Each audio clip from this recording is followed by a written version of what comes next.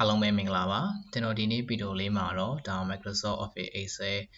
ဒါ print setting ရှိတဲ့အနည်းလေးတွေကိုပြပေးသွားမှာဖြစ်ပါတယ်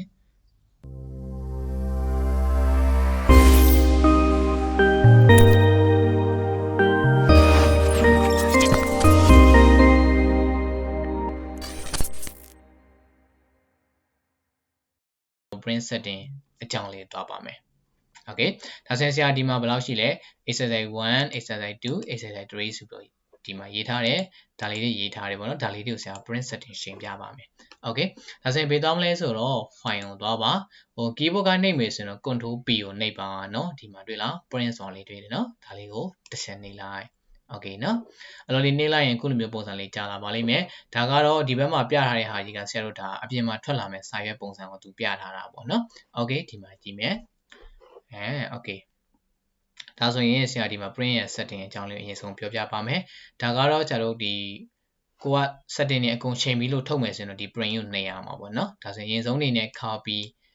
copy မပြောခင်ဆရာဒီမှာစာရွက်လေးတွေအကြောင်းရင်ပြောမယ်နော် Okay ဒီမှာဘယ်နေရရှိလဲ page 1 or 2ဆိုတာမှာလဲဆိုရင်နှစ်ရွက်ကိုမှတစ်ခုရှိရလို့ပြောတယ်နော် Okay ဒီမှာတွေ့လားဒါဆိုရင်ဒီပုံစံဘာလို့လဲဒီမှာဆရာတို့ခုနရေးခဲ့လေနော်GDF ဆိုတော့6ပြီးရေးလိုက်တာဒီနားမှာစာလေးရေးလိုက်တာအဲ့ဒါလေးပေါ်နေတာ P2 or 2ဆိုတော့ဒါဆိုရင် तू ကဘေးမှာပဲတက်ရောက်နေရလဲတစ်ချက်ကြည့်ကြည့်အောင်ဥပမာဒီဆရာတစ်ချက်ပြန်ပြမယ်နော်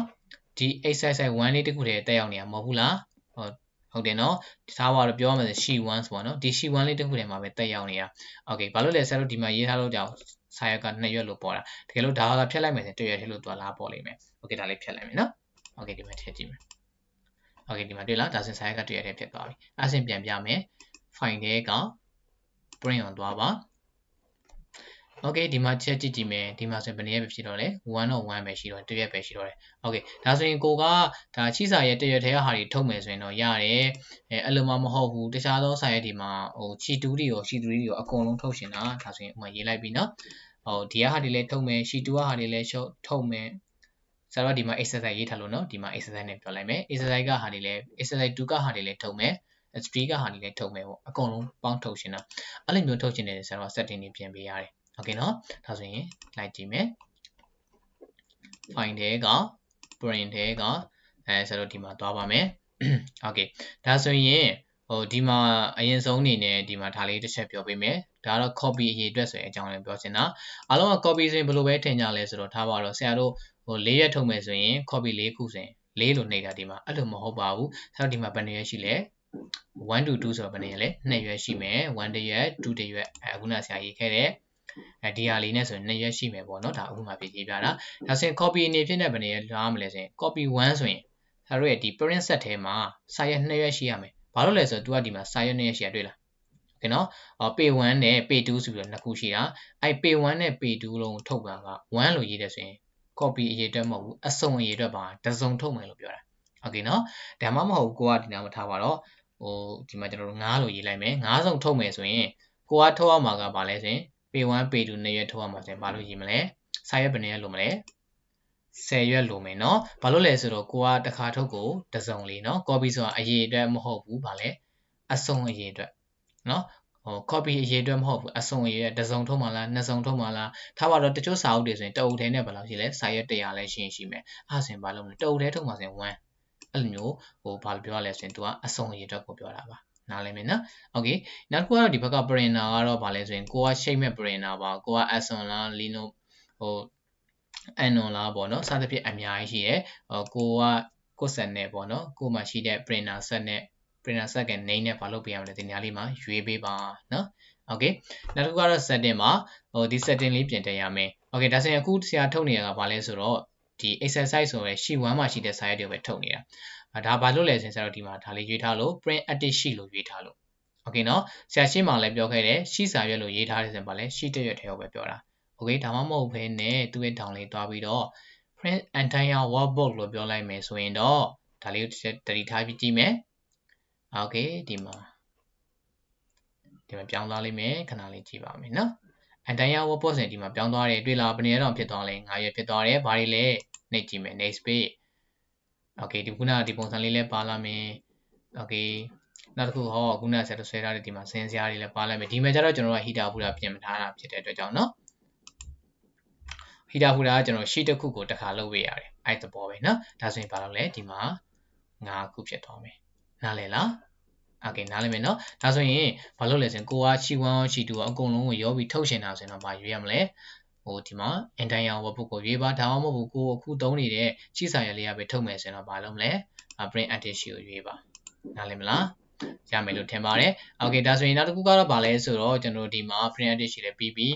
နောက်ကျတော့ဘာလဲဆိုရင် print entire workbook လေးပြီး print selection ကိုက selection ပေါ့နော်ကိုကထုတ်ရှင်တဲ့ဟာလေးလိုပဲ select မှတ်လိုက်တာဥပမာထားပါတော့ဆာကဒီဇယ်လေးပဲထုတ်ရှင်နေဒါကတော့မှဒီ maximum ထိပဲထုတ်ရှင်နေတယ်တို့လေး select မှတ်ခဲ့ဖိုင်ကိုသွားမယ် print ထဲကိုသွားပါအဲ့မှာဘာရွေးလိုက်မလဲဆိုရင်ကျွန်တော်တို့ကဒီမှာဘာလဲဆိုရင် print selection ဆိုလေးရွေးလိုက်တွေ့လားဒါဆိုရင်ဒီမှာ maximum ထိပဲပါတယ်ကျန်တာတွေပါသေးလားမပါတော့เนาะဒါဆိုရင်ကိုထုတ်ရှင်တဲ့အရာလေးရွေးထုတ်ရှင်နေဆိုရင်အခုလိုမျိုးလေးရွေးပြီးတော့ထုတ်လို့ရပါတယ်နားလည်မယ်เนาะโอเคဒါဆိုရင်တော့နောက်တစ်ခုကတော့ဗာလဲဆိုတော့ဒီမှာ page number တွေကိုထားပါတော့ကိုကအများကြီးရှိတယ်ဆိုရင်ပေါ့နော်ကျွန်တော်တို့ကဒီမှာဗာရွေးလိုက်မလဲဆိုရင် entire workbook လေးရွေးလိုက်မယ်ဒီထဲမှာဘယ်နှစ်ရက်ရှိသွားလဲ9ရက်ရှိသွားတယ်အဲ့ဒီမှာဘယ်ရက်ထုတ်မလဲဆိုရင်ဆရာက2 to လဲဆိုရင်4ပေါ့နော်ထားပါတော့ sorry 2ကနေပြီးတော့40ထုတ်မယ်ဆိုရင်တော့2 to 4လို့ရေးလိုက်ဒါဆိုရင် तू ကpage number 2ကနေစပြီးထုတ်ပေးမယ်ဘေးထိလဲဆိုရင်4ရက်ပြည့်ရနဲ့ရက်သွားမယ်အဲ့လိုမျိုးလေးနားလည်မယ်နော်နောက်တစ်ခုကဗာလဲဆိုရင်ဒီမှာ collect step collect step မှာ1 2 3ဆိုတာထွက်တာတွေ့လားဥပမာထားပါတော့ဆရာတို့ကဘယ်လိုသွားမလဲဆိုရင်ဒီမှာဆိုရင် pay 1 pay 2စသဖြင့်เนาะ pay 5တီရှိမယ်အဲ pay 5တီရှိတဲ့ဟာတွေကိုဆရာတို့ collected ကိုရွေးထားခဲ့မယ်ဆိုရင်ဘာလုပ်လဲဆိုရင် pay 1ပြီးရင် pay 2 pay 3စသဖြင့်အစင်လိုက်ထွက်မှာเนาะဘေးထိလဲဆိုရင်ဆရာတို့9စုံရေးထားဖြစ်တဲ့ကြောင့်9စုံလုံးအဲ့လိုအစင်လိုက်ထွက်သွားမှာအလုံးမဟုတ်ဘဲနဲ့ကိုက uncollected ကိုရွေးထားခဲ့မယ်ဆိုရင်တော့9စုံလို့ရေးထားတယ်ဆိုရင်တစ်ကြီးပဲ9ရက်အရင်ဆုံးထွက်မယ်နောက်ကြမှာနှစ်ကြီးပဲ9ရက်အဆုံးထွက်မယ်ဒါလေးပဲကွာတာပါရမလားโอเคရမယ်နော်โอเคဒါဆိုရင် collect ပဲရွေးရွေး uncollect ပဲရွေးရွေးကိုထုတ်ချင်တဲ့ပုံစံလေးကိုရွေးပြီးတော့ထုတ်ပါနောက်တစ်ခုကပါလဲဆိုရင်ဒီမှာ portrait ordination ပါ ordination ဆိုတဲ့အတိုင်းပဲဆရာတို့ရှေ့မှာလည်းပြောခဲ့ပြီးသား portrait ordination သုံးပါလား landscape ordination သုံးပါလားဒါတော့ကိုကြိုက်တော့သုံးเนาะဥပမာဒါပါတော့ကျွန်တော်တို့ကဒီမှာတော့စင်စရာလောက်တယ်ပေါ့เนาะဒီမှာမလောက်တဲ့စင်စရာတစ်ခုပါတယ်အဲ့ဒါလေးပြမယ်เนาะဒီမှာဥပမာထားပါတော့ဒါလေးလည်းလောက်တယ်ဆရာဒီမှာမလောက်ဘူးတွေ့လား tabulation တွေကမလောက်တော့ဖြစ်တော့ဟိုဘက်ကိုရောက်သွားတယ်အဲ့ဒါဆိုဆရာတို့ကဘာလုပ်လို့ရလဲဆိုဒီအောင်ပြင်လို့ရတယ်ဒီတရွက်ထဲကိုပြင်တာတော့ဒါကဘာလုပ်မလဲ landscape လေးပြောင်းလိုက်တာ okay เนาะဒီမှာ landscape လေးပြောင်းလိုက်မယ် okay တွေ့လားဒါဆိုရင်တော့သူဘာဖြစ်လာလဲဒီ size လေးကဆန့်သွားတယ်ပေါ့เนาะဒါဆိုရင်တော့ဒီမှာ4 of 4ဆိုတော့4ရွက်ပဲရှိတော့မယ်အဲ့လိုမျိုးလေးလည်းပြင်လို့ရတယ်เนาะဒါကိုစိတ်ကြိုက်ပြင်ပါနောက်တစ်ခုကတော့ဒီမှာ size ကိုလည်းပြင်လို့ရတယ်ဘာ size နဲ့ရေးမှာလဲ A4 နဲ့ရေးမှာလားကိုစိတ်ကြိုက်ရေးပေါ့เนาะဒါလေးလေးလည်းဘာလို့ရလဲ live ပြင်လို့ရပါတယ်တွေ့လား okay เนาะနောက်တစ်ခါတော့ margin မှာmargin ကဆရာတို့ကရှေ့မှာတော့ပြင်ခဲ့တယ်ဆိုရင်ဒီမှာပြင်စရာမလိုဘူးတကယ်လို့မပြင်ခဲ့ဘူးဆိုရင်အခုဒီမှာလိုက်ပြင်လို့ရတယ်เนาะဘာသုံးပါလဲ narrow သုံးပါဆိုရင် narrow သုံး okay တွေ့လားဒါဆိုရင် तू ကပို့ပြီးတော့ဆန်သွားတယ်ပေါ့နားလည်မယ်เนาะ okay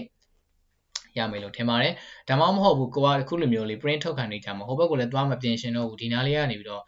ဆရာတို့ကဒီ cell quad တွေကိုဒီဘက်ဒီအညီလေးပြန်လုပ်ရှင်နေဆိုရင်တော့ဒီမှာ print မှာလည်းတစ်ခါလေးလုပ်လို့ရတယ်ဒီနားမှာတွေ့လားဒီနားမှာလေကျွန်တော်တို့ show margin ဆိုတာလေးတစ်ချက်နေလိုက်နေပြီးသွားရင်ဒီမှာ cell quad လေးတွေပြင်လို့ရတယ်ဟောเนาะဒါကတော့ကျွန်တော်တို့ရှေ့ထဲကိုသွားမပြင်တော့ဘဲနဲ့ဒီကနေလိုက်ပြင်လိုက်တာပေါ့เนาะဒါအလွယ်တကူပြင်နေနေပါဒါ print ထုတ်ခံနေမှာကိုကဒီကနေပြင်လိုက်တာokay တင်လားဒါမျိုးလေးတွေပြင်ရမယ်ရမလား okay ရပါမယ်เนาะဒီမျိုးကိုစိတ်ကြအားလုံးပြင်ပြီးသွားပြီဆိုရင်တော့ဘာလုပ်လိုက်အောင်မလဲဆရာတို့ဒီမှာ print ဆိုပြီးနှိမ့်လိုက်တာဆိုတာနဲ့ဆရာတို့ရွေးထားတဲ့ပုံစံတိုင်းသူအစင်လိုက်ကြာလာပါပြီ okay ရမယ်เนาะဒါဆိုရင်တော့ကျွန်တော်အခုပြောသွားတာကတော့ဗာလေးလဲဆိုရင်တော့ဒါ print ထုတ်နေတယ်လေပြောပြီးသွားပြီနောက်ကျတော့ print ထုတ်ခင်မှာကိုယ့်ရဲ့ဒီ page style တွေကိုဘယ်လိုမျိုးရွေးမလဲဆိုတာလည်းပြောပြီးသွားပါပြီအားလုံးရမယ်เนาะ okay ဒါဆိုရင်ဒါလေးလိုက်လုပ်ကြည့်ပါเนาะအဆင်ပြေမယ်လို့ထင်ပါတယ်ဟုတ်ပါပြီ